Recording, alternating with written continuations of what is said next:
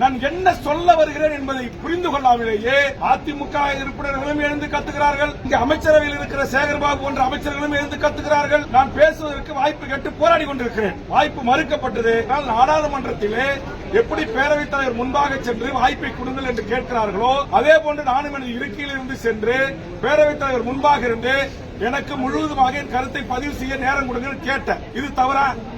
இதற்கு சேகர்பாபு அவர்கள் நீ எதற்கெடுத்தாலும் முந்திரி கொட்டை மாறி முந்தி பேசுகிறாய், எல்லாம் தெரிந்தவர் போல் பேசுகிறாய் என்று ஒருமையில் என்னை குறித்து பேசினார்.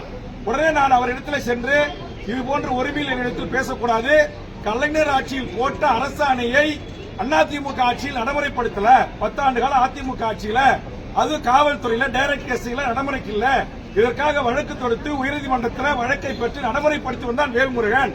இதைத்தான் சட்டமன்றத்தில் பேசுவதற்கு எனக்கு அனுமதி வேண்டும் தான் கேட்டேன். இது எப்படி மரபு மீறிய செயல்? இது எப்படி இந்த பேரவை அவமதிக்கிற செயல்?